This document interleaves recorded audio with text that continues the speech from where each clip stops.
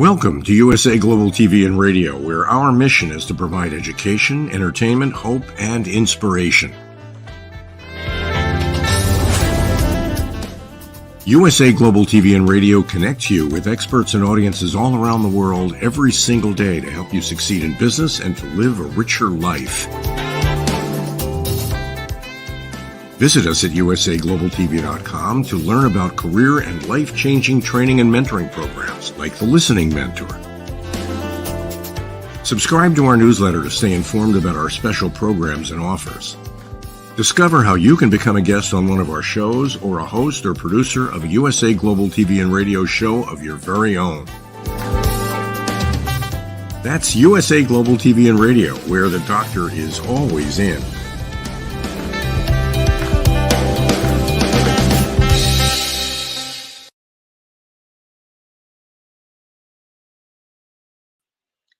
Welcome to USA Global TV and Radio.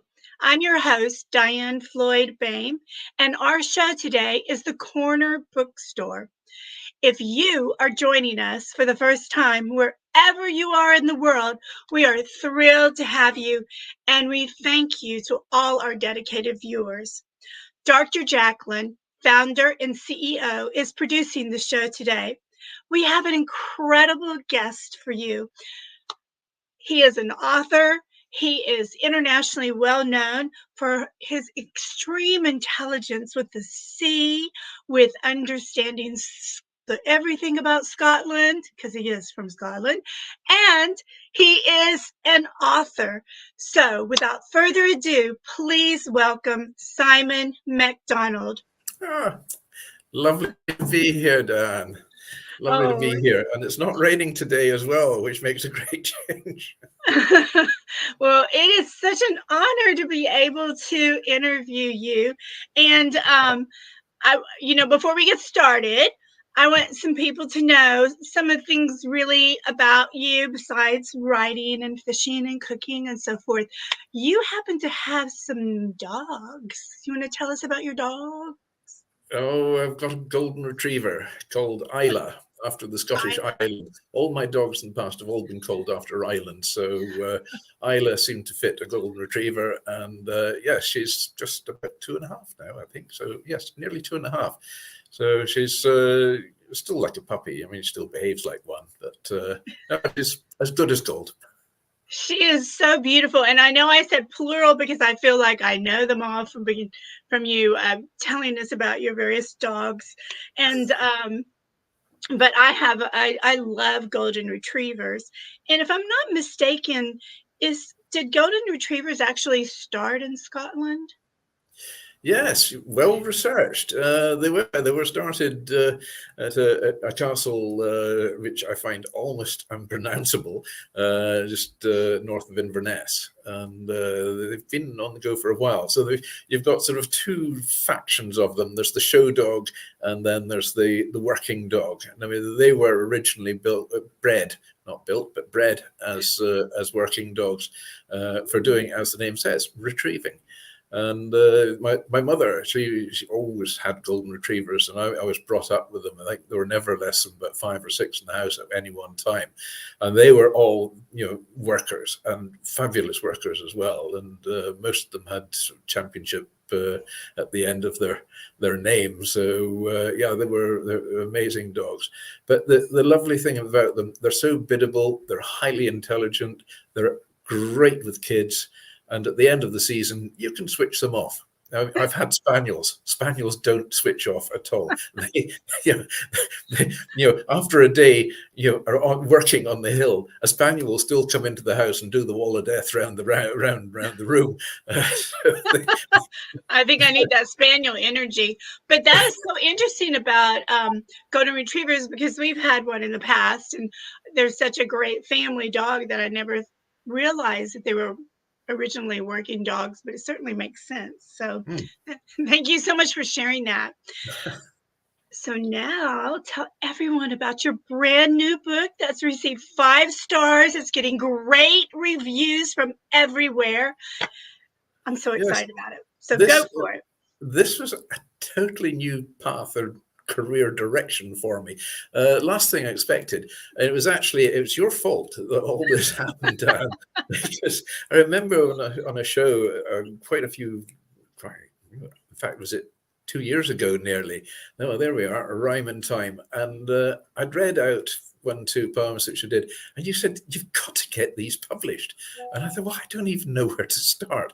I've been sort of laying around for a while, and I've been sort of thinking I'd love to do something. But anyway, so thank you very much, and you encouraged me to venture into the world of authorship or writing and illustrating as well. So that was it. You introduced me to the publishers of Norton's Triad Publications, and I mean, they've been fabulous, absolutely fabulous, and and really sort of helped me right through the whole process of it. And they were looking for extra illustrations, and we discussed what to do and so on, so it would all fit in, tie in with the book. So there we are. In actual fact, I have written another book as well, totally different to this one. So that one's due out hopefully next year. It's quite important. It should be next year. All will be revealed. But I've also been asked by so many people, when are you going to have another Rhyme and Time? So I thought, well, that's the title for the Mark II. So I'm already starting on another Rhyme and Time. That is fantastic, and you're so kind to give me credit. It's all about you, and I will say to our viewers and our audience that Norton's Triad Publications, they are incredible. It's 3 women, and you and I both have them for publishers. So I think we're very lucky, Simon. Oh, absolutely. I mean, they are so nice to work with as well. And, and they tell it as it is. If they don't like something, they'll soon tell you. That's true. I accept that. That's absolutely fine. That's what I'm here for. This is a steep learning curve for me just now. So I'm just wondering, actually, so I was thinking of it on the way down the car today, what my English teacher would have thought. That me bringing out a book, in particular a book of poetry as well. I think he'd probably have dropped down with a heart attack or something. With comments something like, beyond my greatest imagination, seeing you ever bringing out a book. I remember my report card was quite poetic each year. It rhymed every time. Could do better, could do better, could do better.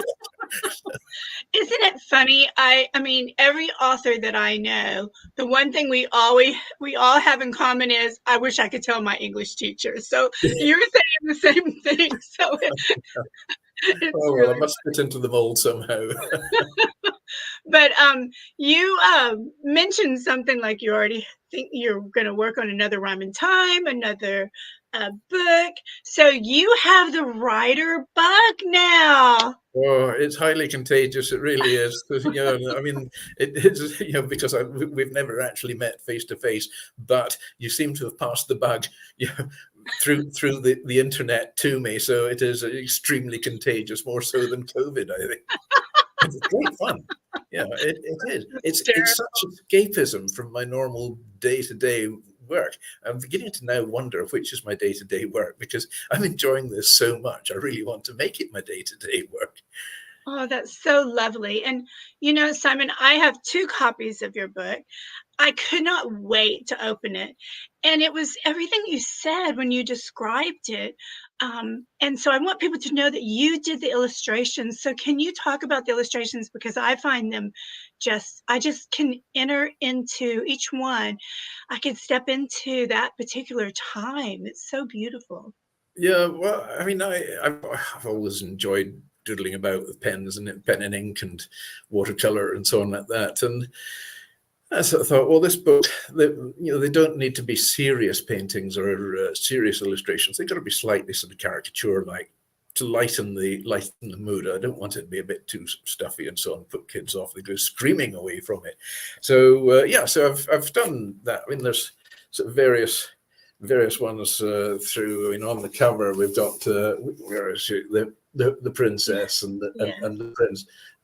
Quite a tall princess and and she's a bit hippie, but There we go. I must have modelled that one on somebody I know, and and the puppy dog as well. I mean, we've got just a So silly cute. a pavement special, I think that breed is, with the torn up slipper and the bone and the ball and so on. Playing, but I just doodle away at these things, and I have great fun doing them. And the letter as well with the zoo.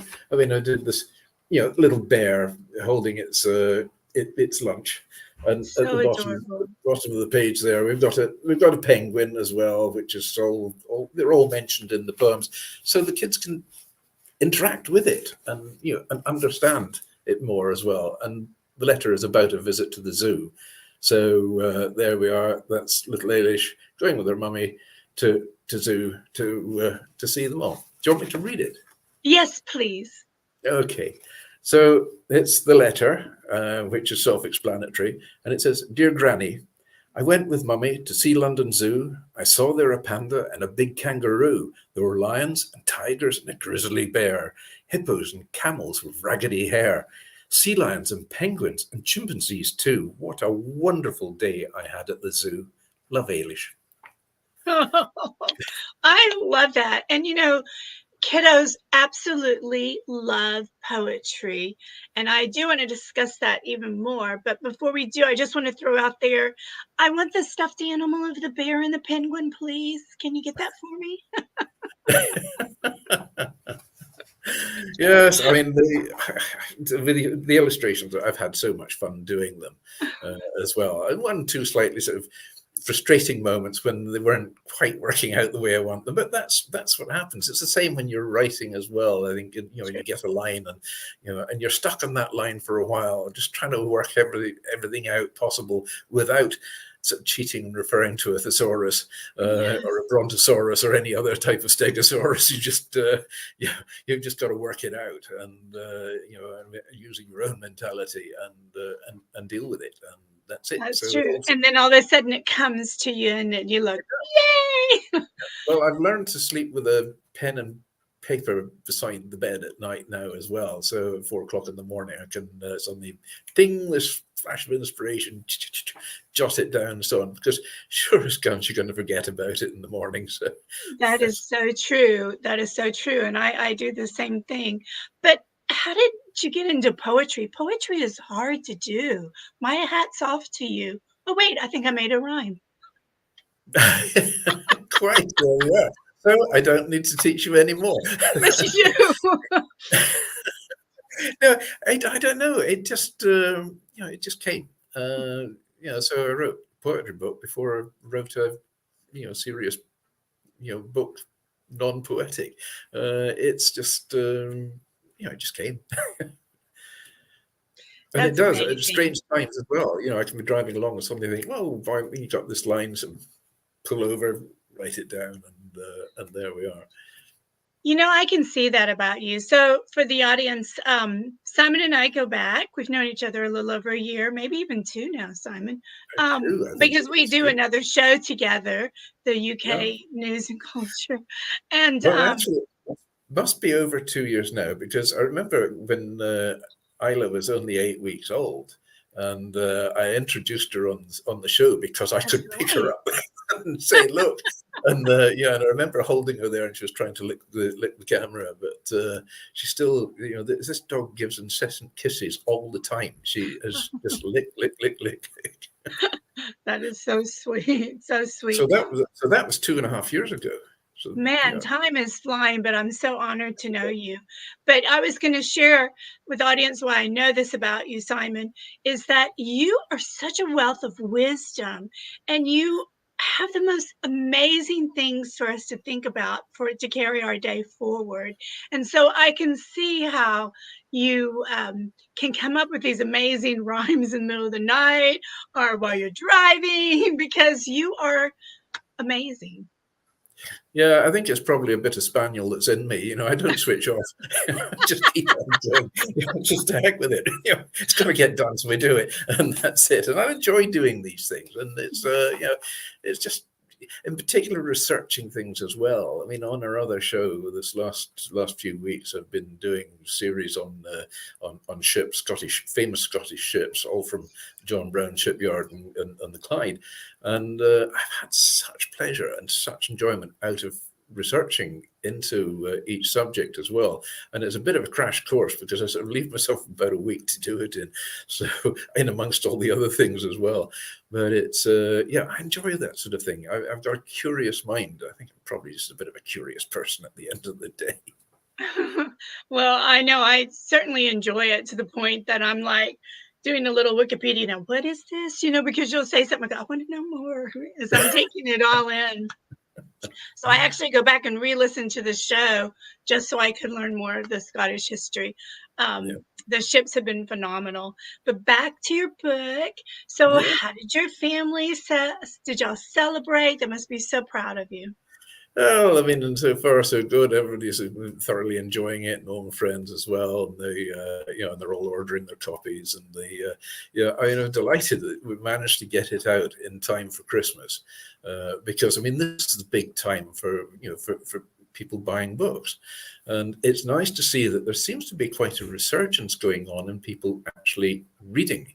And I mean, Kindle, I think, has maybe been that stepping stone and bridge between being glued to a computer screen, and then you can read through that computer screen, read the book, and then suddenly think it's quite nice to pick a book up. A book's a very personal thing. It's a very tangible, tactile thing as well. And I think it helps develop the whole story by actually holding that book in your hand, because it gives you a connection to the author far more than just looking through a computer screen or at your Kindle.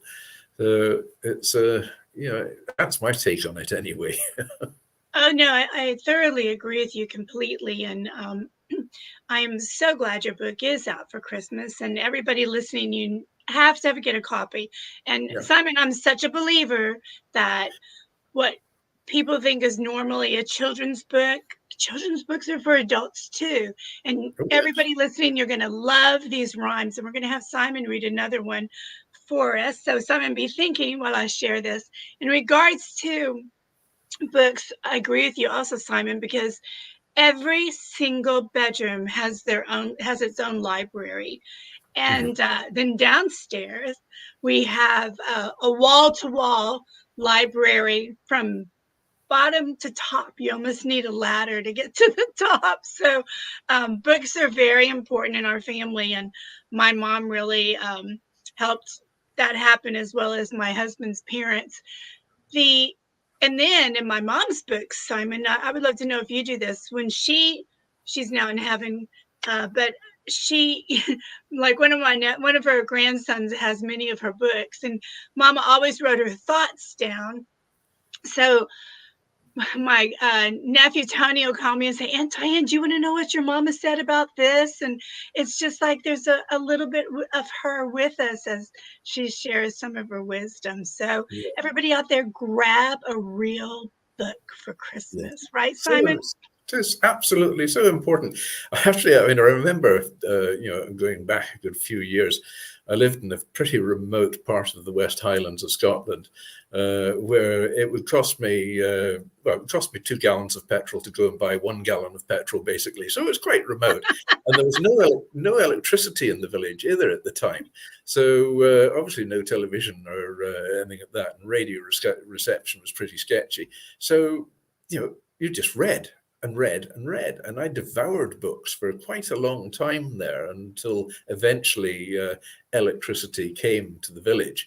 And when it did come, it was almost a slight disappointment. It was a strange feeling. I was so keyed up and desperately keen to see it, and then electric lights went on. You looked and you thought, "Oh heck, this place needs redecorating," and you'd really see all the flaws. Because before that, it was gaslighting. So I mean, it was like living in the sort of 18th century in many respects. That. But it was it was actually a very comfortable way of living as well. I was quite surprised myself. But I just devoured books at that stage as well. So then, of course, the television came. That took care of that for quite a while. But it is nice to pick up a book and sit down and read through it and enjoy it, and and to explore new fields, new avenues as well, and books which you might not think you would like. Try it and see, and suddenly, wow. Think, wow, that's okay. Or, no, that one's not so good. Go back to the library, get another one. So, Absolutely. But you also stated something just then about, I painted the whole picture in my mind about the village. I could see it all. And that's what your books do, is we really step back in time because of the style of illustrations that you've done. They're just incredible. So do you have another poem to read for us? yes, certainly. Yes. I mean, I remember, somebody was once said, how would you describe the village that you lived in? Well, the West Highlands is quite a romantic place. And I said, it's where the hills bow down to the sea. And through the glens, through the glens, there's echoes of turbulent past, now in peaceful times. And the gulls wheel and cry and tell you the stories of these days gone by. And that, I think, was the best description I could give of the place. Because that's what it was all about. It was the hills, it was the glens, it was the sea and the wildlife there, rather than the people, because there weren't really very many people. So that was what it was all about. That is so beautiful. All right, let's hear a poem. Right. Oh, where we go? Find one. Well, I showed you the illustration of the puppy dog. So puppy dog playing around, chasing the cats and digging the ground, chewing up slippers and barking at sound. You're a funny dog, puppy dog playing around. Oh, that is so sweet. So sweet. So everybody, do you see now why I say you must have a copy of this book? Simon, I was going to show my book, but I actually took it to bed with me because it makes you feel so good. I thought, I just want to read these sweet poems before I fall asleep. And so there you go. That's why adults should have it. It puts you in a great mindset. It put me in a great mindset to actually writing it and illustrating it as well. Total escapism. And it just takes you straight back to being a child again. It's great fun. Fantastic. It is great fun. And I'm such a believer in we should always keep the kid inside of us. And I can tell you certainly have. Oh, yeah. Peter Pan here, never growing up. People keep reminding me of that. And I thought, oh, dear. I said, well, that may be mentally, but physically, I think I'm getting old now. We're not allowed to say that word. No. You're getting wise and filled with wisdom, and your cooking is so excellent that, it has to show. Well, that's what I say about the baking on my hips. Yeah, yes. People, what do I feel about age? And I said, well, age, okay, everybody says it's just a number, but that number is quite important because it just denotes the experience that you've got. Amen. And that's how I look at it. Yeah. Do you want another one? Yeah. Oh, that would be dandy. Yeah. There's this one seems to be become quite sort of iconic in the book, and it's got a slight sort of Scots slant to it, and it's called Paddy's Old Daddy. Maybe it should have had an Irish slant because Paddy being more Irish than Scottish. But Paddy's Old Daddy, a funny wee laddie. He sailed out to sea in a battered tea caddy. He fished with his line and he caught a big haddie. He's no such a baddie as Paddy's Old Daddy. Haddie is a haddock in Scots terms. So that was good fun. I think that was actually one of the first rhymes I wrote, and it just played through my mind time and again. I was out on my boat at the time, and fishing. So that's where all the inspiration for that one came from, and that was it. People enjoy it. And you took the words right out of my mouth. Where do you get your inspiration? The poems come at different times, I assume. Yes. I do awkward times sometimes. Remember one of them. I was in the middle of quite a heated meeting with the Scottish government in the Scottish Parliament, and one of the rhymes came to me right in the middle of this meeting, and I just sat down privileged from writing. Everybody seemed very impressed I was making so many notes on what was going on. Little did they know I was writing a humorous nursery rhyme. That's hysterical.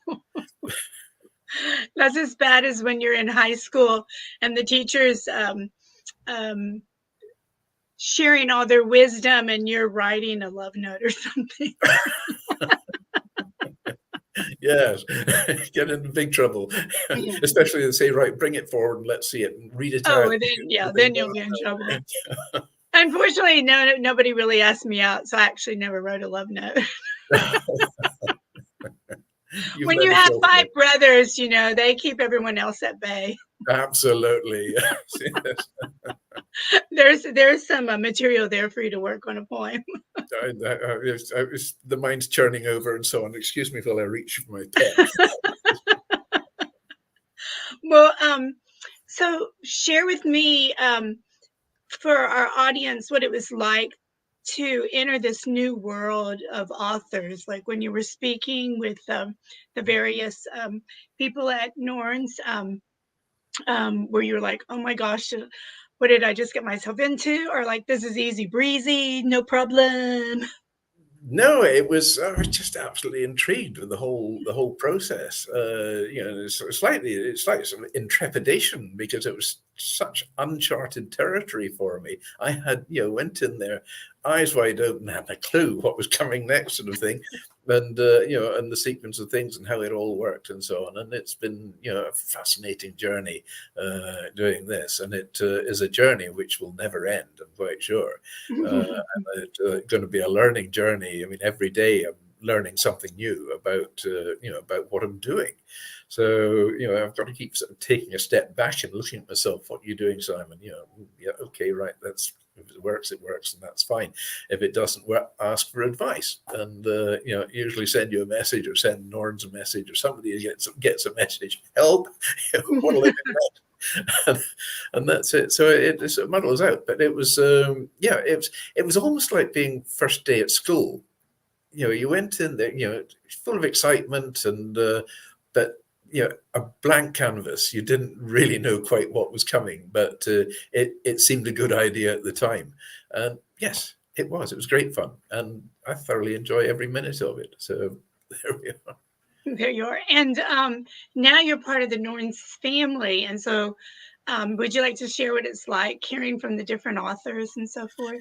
You're absolutely right. When you call it family, it is just that, and we all have our group on on Messenger, and we chat away and throw ideas about and so on. Beginning of December, we've got an online meeting where we'll all get together and throw all sorts of ideas about the place.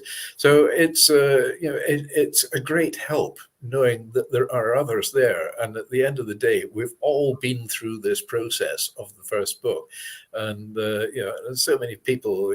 Catherine Grant as well has been a tremendous inspiration and encouragement to me as well in getting things done, because I mean she's written some incredible books and over 1,000 poems.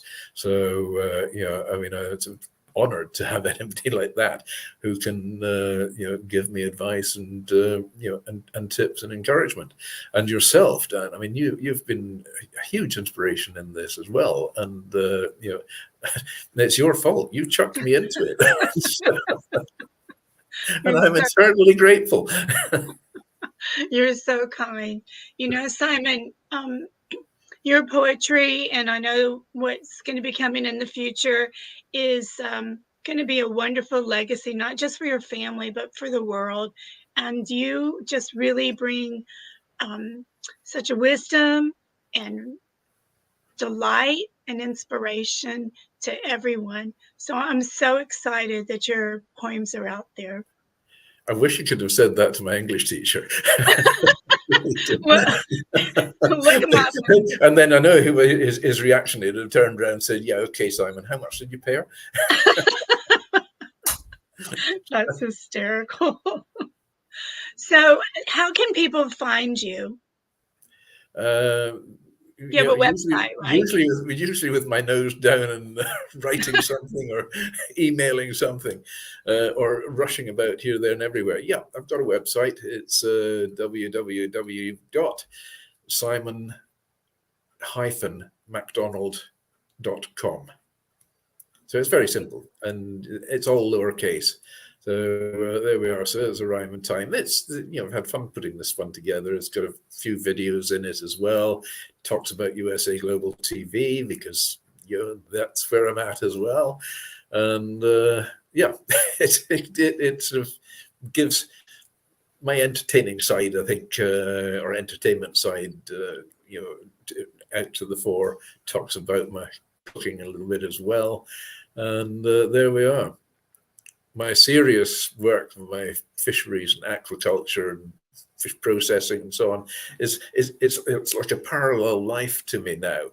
And the two are sort of have got to work together with me. But it's I find that when things get too heavy on one side, I can switch off and go to the other, and then and gallop on there, and then I can go back to the other again. So it's having this sort of multifaceted lifestyle is actually great fun, and it gives me inspiration for each separate thing which I do. And I do far too many things. I've got a big problem. I can't say no. The most difficult word in the English language is no, or if you're in French, it's non, or in German, it's nein, and so on and so on and so on. So That is true. There we are. Yeah. So this is where we can order the book. Is that correct? Yes, either in paperback or on Kindle. But I think people like to get the paperback one now, especially. It's a great stocking filler, and so that's where it's all about. So it's $10.99 on paperback and $3.99 on Kindle. Yes, and so people know you can go to Amazon. Is it Amazon European, as well as the U.S. worldwide side? Correct. Yes, all the different ones. It's it's in Japanese on Kindle. I don't know about it being printed in Japanese, but it's on the Japanese Amazon page, the French, the German, the English, the USA one. Amazon wherever you are, basically. I think the way to describe it. That is exactly right. But I wanted our audience to know that no matter where you live, you can find Simon Macdonald's book, A Rhyme and Time, correct? Well, that's it. Yes. And I've had calls from people in South Africa and emails from South Africa, and I've had 2 or 3 from Australia as well, saying we've ordered ours, and then just eagerly waiting it arriving. So I thought, wow, it's got out there. And the world's a big place, but it's actually really quite a small place as well, when you think the connections globally now, in particular through the medium of the internet. So, we're all one big happy family now. Well, most of us are a happy family. There's a few that don't seem to be, unfortunately, these days. But that's the spice of life. This is true. I know we're going to be closing down in a few minutes, and but before we do, I just want to know how you came up with some of the. You shared the dog and teddy bear and so forth, but how did you figure out? There's so many gorgeous castles in the whole UK and especially in Scotland. How did you come up with the particular one that you drew? In the book, that was, I suppose it looks more like a Disney type of castle than anything else. It's certainly not a very Scottish looking castle. And the one on the cover, I suppose, we've got the cake and the ice cream cones and all the rest of it, and the lollipops and so on, which just sort of melts the whole lot into one fantasy rhyme. But the castle in Sleep is where are we now? It's the one. Yes, that was it there. Oops, yes, go that side. So beautiful. So it's a sort of bit of a Disney rhyme type of castle, but it's not all of them are like that. I've got one here, which is the not the seashore, the Misty Island. And Misty Island has got this island in the background, which is actually a stylized version of the Isle of Egg, where, I love the Isle of Egg. It's off the west coast of Scotland. Very small island, about 7 miles long and about 3 miles wide. There's about 80 to 100 people live there. And I've spent 1.5 very happy years over there. Hard place to live, because you've got to be a special breed of person to live in an island like that. Again, there was no electricity or anything like that. Plenty of running water when it rained, and it did that a lot. But it was a fantastic experience. So, and where I lived in that remote part of the West Highlands, I would look out and see the Isle of Egg every day, and it was just an inspiration all the way along. And yeah, we had seals there, and butterflies, and bees, and busy bees, and so on. And as the rhyme says, little misty island across the silvery sea, where butterflies and busy bees buzz and beckon me, singing seals and singing sands and singing seagulls fly. Come to me, oh come to me, I hear their pleading cry. So it was all about that area. So the illustration just carried part of it. So that was actually quite an important rhyme to me, that one. That rhyme could make a beautiful, fun children's song. My head's already spinning on how it could be in a round and so forth. I'm going to have to play around with that on the piano. Well, I mean, actually going back to, many moons ago, I mean, when I was, teenagers, late teenager and hitting the early 20s. And I actually used to be involved on the folk scene in Scotland quite a bit. And with one particular person who we had quite a few sessions with, one Billy Connolly, who lived not that far from me. He actually used to work as a welder in the John Brown shipyard, which I talk about a lot on the other show. But Billy Connolly was quite a character, and we had a lot of fun together and a lot of inspiration. He just went on to do exceptionally well with it. The songwriting side of it was actually quite an important side to it as well. So we had a lot of fun doing it. Yeah. That's exciting. Well, okay, turn some of these poems into a song, Simon. There's your next assignment. And then we'll call your music teacher. Oh, God. I think that would be more than you can bear. So in closing, remind people how they can contact you. And again, you're located on Amazon, correct? Yes, there we are, on Amazon.com or .co.uk or .de or wherever. The book is there to be followed by others. Watch this space. And you've got my web address there of simon-macdonald.com, and the email address is macdonaldsimon@ymail.com. So there we are. And if you can't get me anyway like that, send a carrier pigeon. I'm quite sure it'll get here. That's true. And you can also find Simon on Norrin's Triad Publications. His gorgeous pictures up there, and you can just click on it. It'll take you to everything about Simon as well, and how to order books too. Right, Simon? Absolutely. Yes. So you are everywhere. I'm having fun. I love it. I want to thank you. Don't look forward to Monday morning. It's time for a career change. So there we are. I love a Monday. Well, good for you. So I want to thank you for being on our show. I can't believe how fast time has flown. It's been a true honor to interview you, my friend. And I'll be seeing you real soon. And keep writing and sharing your knowledge and wisdom with all of us. Thank you ever so much for having me on the show. I've thoroughly enjoyed it today as well. It's been one of these manic days, and I've got another meeting coming up just after this as well, which wearing yet another hat. So here we are. Spice of life. Keep busy. Well, if they start disagreeing, just start reading one of your poems. Absolutely, yes. I'll do as I did before and just start thinking of this series is making notes. Just when the paintbrush comes out, that gives it away. That's true. That is so true. Well, again, thank you for being on our show, and I'll see you real soon. Okay, thank you very much for having me, and to everybody out there as well. I hope you've enjoyed the show. Well, you know where to go now, Amazon.com, and you'll find us there. And don't forget Dianne's books as well. I mean, Dianne, you are an absolute star when it comes to writing. You're legendary, absolutely legendary. You have the most incredible style of writing and some very beautiful books out there. That's so kind. I'm going to cry. I didn't pay him to say that, everybody. Thank you so much. Oh, well, I take it all back. Thank you so much. Well, I know our producer's ready for us to close.